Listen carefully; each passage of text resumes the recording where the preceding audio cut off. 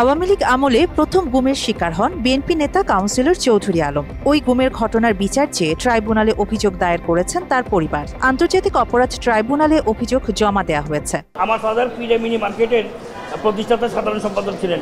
এই মার্কেটে নিয়ে মোহাম্মদুর হোসেন চৌধুরী মায়ের সাথে তার বউ আগে থেকে একটা ঝামেলা চলে উনি 10টার দোকান চাঁদার দাবি করেন। আমার আব্বা সেই চাঁদার দেন নাই, তারপর থেকে তার সাথে তার রাইভালরি শুরু হয়। এ ঘটনায় আসামি করা হয়েছে আওয়ামী লীগ নেতা মোফাজ্জল হোসেন চৌধুরী মায়া, এনটিএমসির জিয়াউল আহসান, ভূমিদস্যু খান আখতারুজ্জামান সহ 18 জনকে। মোফাজ্জল হোসেন চৌধুরী মায়া ছিলেন ওনার পলিটিক্যাল রাইভাল।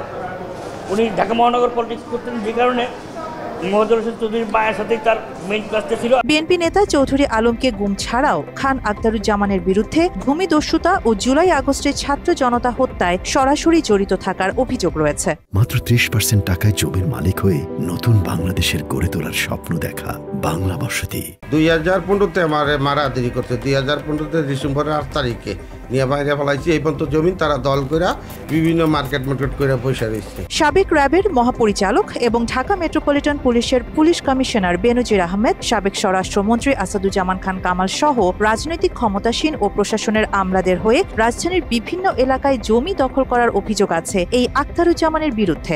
খালি আমি না, দিকদার নিরীহ মানুষ অনেক ওর ভয়ে। তাইলে দেখেন এসএসএফের মজিব, জিয়াউল হাসান, তারপরে হয়েছে হারুন, এগুলা থাকলে কি আমরা আগে জ্বালাইছে বেনজির, তাহলে এতগুলা লোক থাকলে আমরা কি যে চলে গেছে এটাই তো বুঝেন। তাইলে তার বিরুদ্ধে নানা সময় মানববন্ধনও করেছেন ভুক্তভোগীরা।